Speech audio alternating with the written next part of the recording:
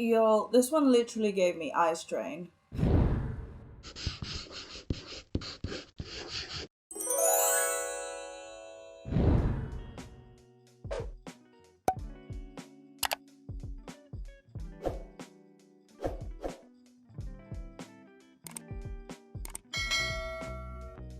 It's the final video of the month. You know what that means. It's style study time.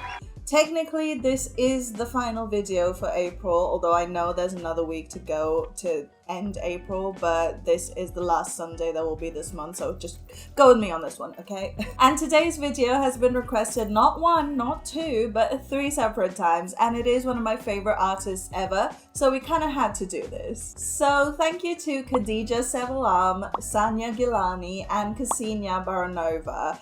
I had to translate that last one on Google Translate, sorry if it's wrong, but thanks to you guys for requesting today's video, because today we're gonna study the work of amazing fantasy illustrator, CelestialFang. If you're new here, please listen to this intro that's about to follow in just a second, but if you're a style study veteran and you know why you're here, you can go ahead and skip to part 1. The timestamps, as always, are in the description, as well as you'll find chapter markers in the seek bar below.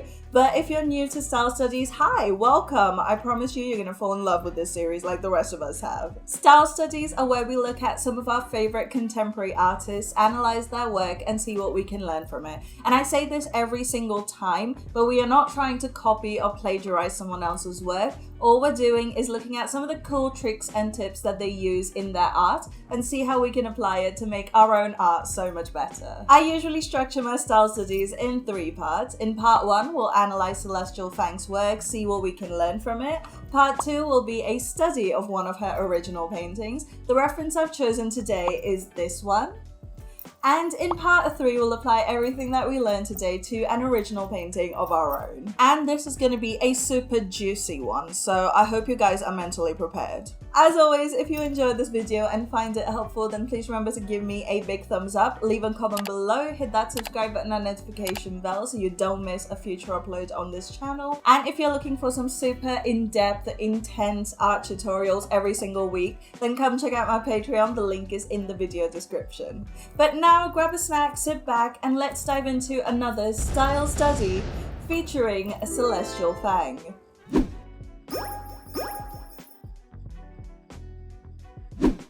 CelestialFang is a 20-year-old student illustrator who, according to her ArtStation, lives in Brisbane, Australia. Although she doesn't have too much personal info on her social media, I did find on her Insta stories that she really started taking art seriously around early 2019. Which is wild to me that someone can get this good at it so quickly. Like, drop that study syllabus, sis, we're all dying to know. Her art is this gorgeous mix of dark sci-fi and ethereal fantasy characters and settings, which create a very unique style that stands out instantly no matter what she paints. The amount of work that she puts into every little detail in every single painting is honestly so commendable, and we could all stand to learn a lot from her work. Also, side note, her birthday is the same as my dad's, and now I see the Scorpio in her work and I cannot unsee it. Celestial's stunning work has gathered her over 97,000 followers on Instagram and over 45,000 followers on Twitter, both of which she is very active on. But what gets me most about her art is the absolutely mind-blowing story behind each and every piece, and how she's able to put forward such complex scenery and characterization within a single painting. You can pretty much say that she is a conceptualist. Okay, that was a good one and it was relevant, you have to give me that one. Here are 4 key characteristics to CelestialFang's art. Alright, let's start with what, to me, is the most powerful part of Celestial's compositions, and it is what I like to call the volcano effect. She creates her compositions in such a way that it builds up, and then boom, you have a fiery climax. This is actually something I read in one of her Instagram tutorials, and once I saw it, I began to notice it in every single one of her paintings, and it has honestly completely changed the way that I'm gonna compose all of my future paintings. You see, there are a couple of different ways in which she creates this build-up of anticipation. The first is with the lighting setup. She paints in these large areas of muted dark tones, which gradually get slightly brighter and have elements of higher contrast, and it builds up and up until you have an explosion of light and color and noise that cause your eyes to slingshot right to the focal point. Here, for instance, you have all of this sky and the wings, and at the top of the painting, it is all muted blues and shadowy tones. And as you move a little further down, you start to see some brighter areas, maybe some reflections in the metal, and it gets ever so slightly brighter still, and it builds until boom, you have your explosion of light and detail and super high contrast right at the focal point of the image, which is where both the characters' faces are. And it's the same thing here, where you have this super dark, low contrast bottom edge, which gradually starts to grow some lighter elements until boom, the holographic veiled character. Not only does this add movement to the painting, it adds directional movement, which guides your eye up to the focal point in a very specific, very gradual way, just like they do in good movies where they take you through the story in a very specific order. It's like the difference between a scalar and a vector force. It's not just movement, it is very focused movement that has a specific purpose. I hope that's making sense. It made sense in my head. However, the lighting and contrast isn't the only way in which Celestial creates this build-up and climax.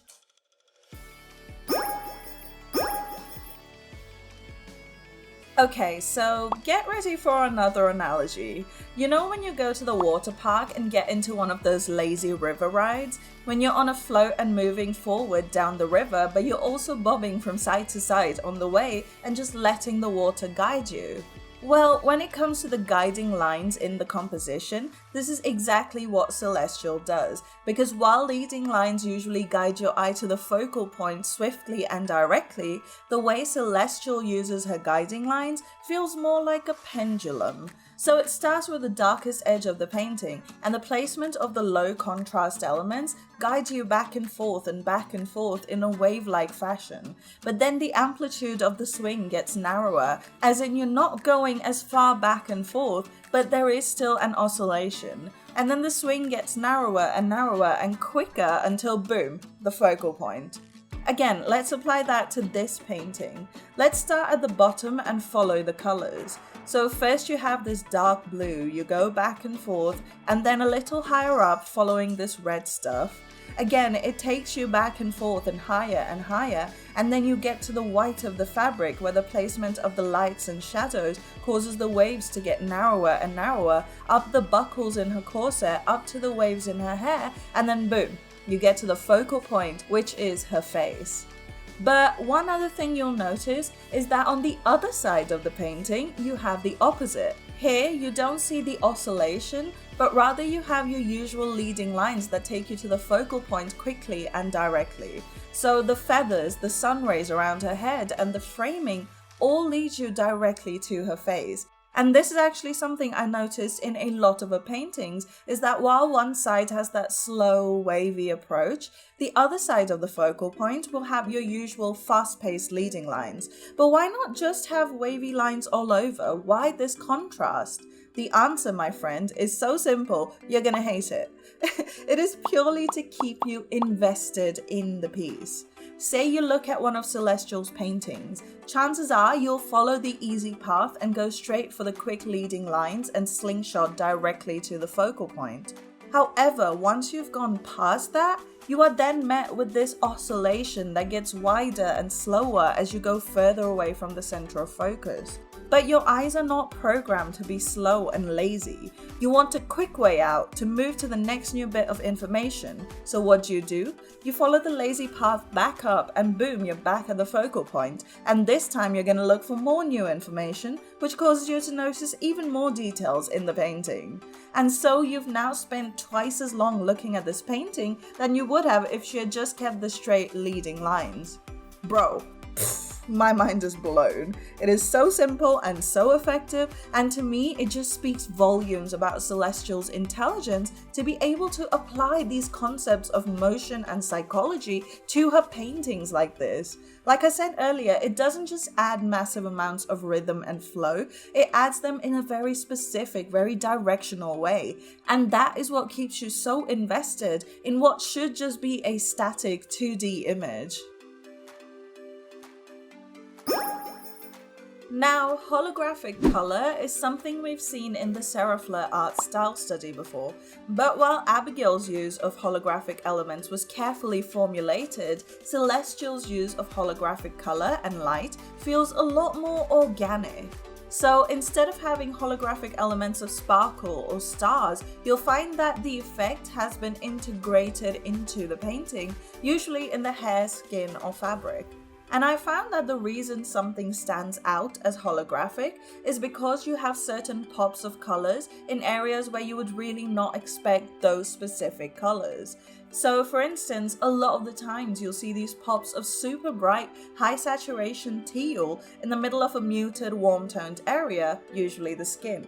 Alternatively, you'll also see a bright fluorescent salmon tone in the middle of a cooler bluey area.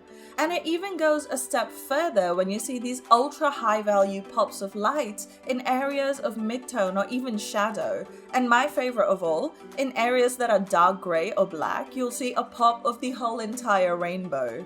Celestial actually has a tutorial on her Instagram which teaches you exactly how she gets this iridescent effect, and it is super helpful. You should go check it out.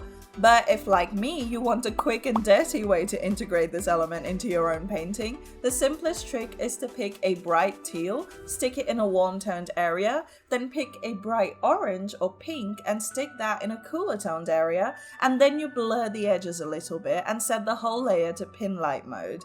I did that to this painting and it totally worked. And that just set off a slew of other paintings that I tortured for the sake of the holo, and yeah, I need help. But yes, Celestial's use of holographic colors is super organic and deeply embedded into the painting process itself, and it just adds this extra layer of magic and iridescence to her already beautiful compositions and lighting.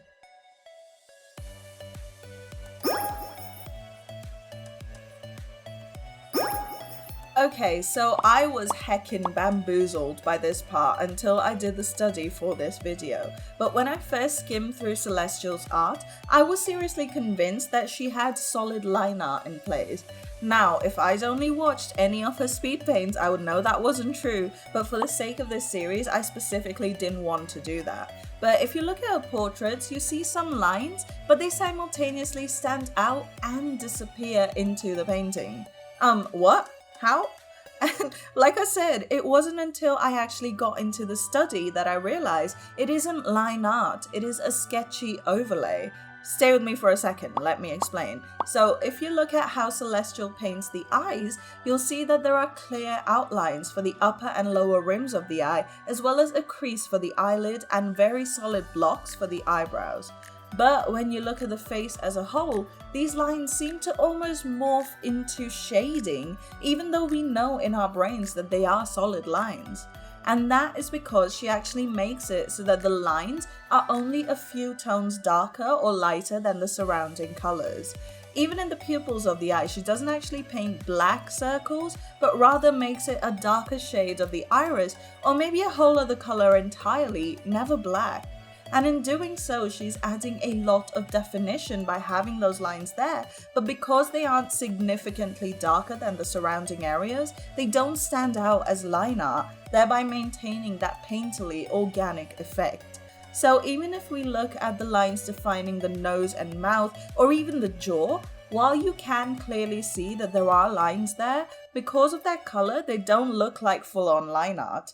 So you have that definition without it looking cartoony at all. In other words, the line art doesn't ever break the immersive quality of Celestial's art.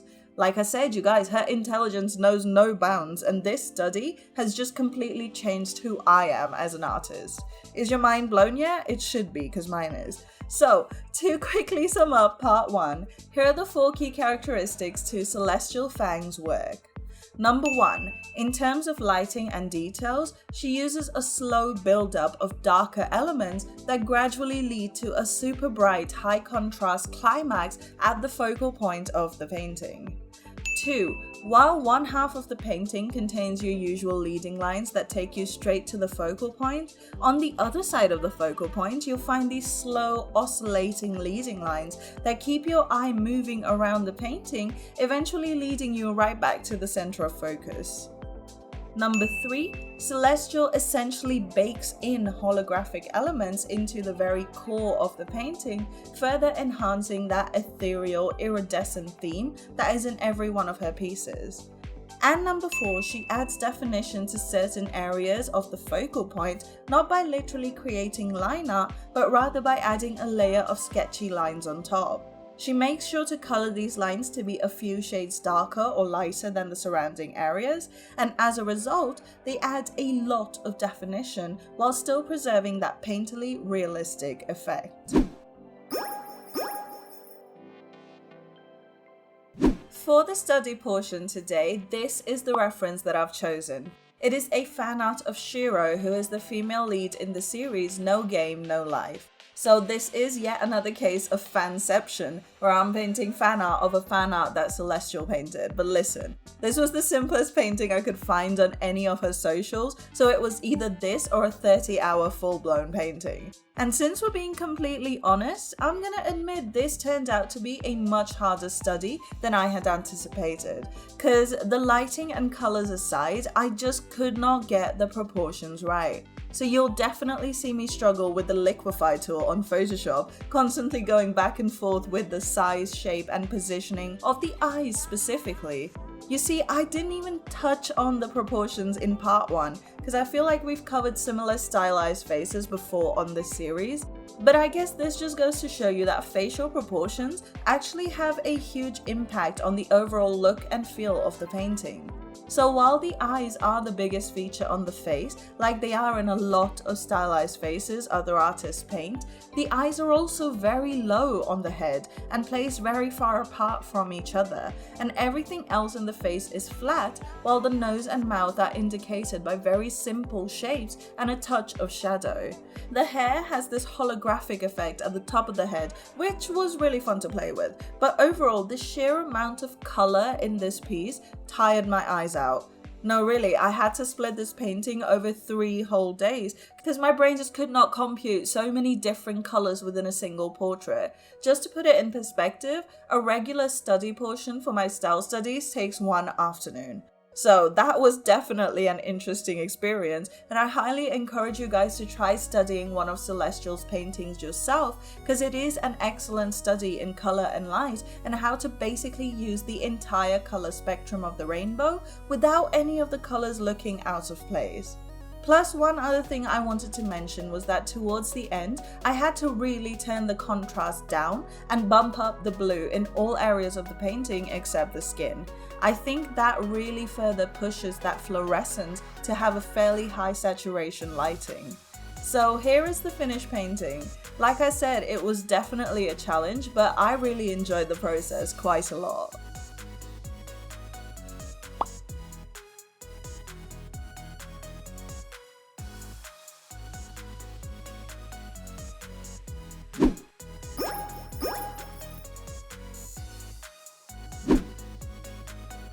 For the original painting today, I was planning to keep up with the Light Zodiac series, but for some reason this specific painting demanded to be made, so here I am making it. However, instead of trying to get the exact proportions that Celestial uses on her characters, today I wanted to focus a little more on trying to create all of the effects that we actually spoke of in part 1. So as you can tell, we have that build up in the blues and greens around her, all the way up into that burst of bright high saturation light at the focal point. And the build up is made further dramatic by the winding oscillations of her scaly tail. I also made sure though that on the other side of the focal point, that is at the top of the painting, we had lines and compositional elements that directly led to the focal point. And finally, after sleeping over it for a night, I went over everything one last time and added in those coloured sketchy elements, lightening up her irises a little and adding more definition to some of the areas around the focal point. So here's the finished original painting for this week, The Great Cosmic Mother.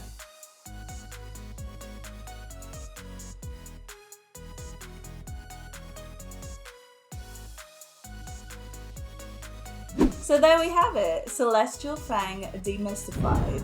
This study threw me curveball after curveball, and I've had more epiphanies this week than in all 10 years painting before. Again, thank you so much to Khadija, Sanya, and Ksenia?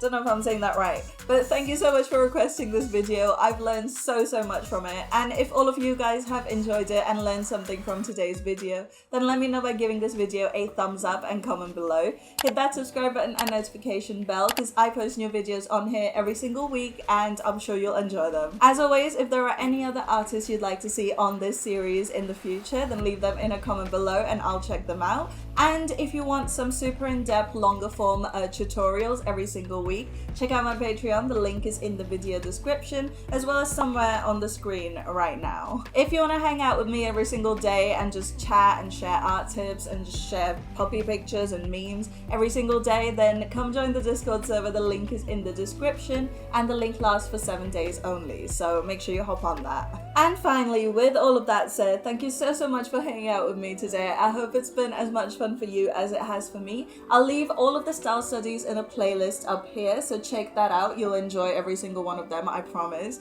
But thank you so much for hanging out with me today, and I'll see you guys on the next one. Bye!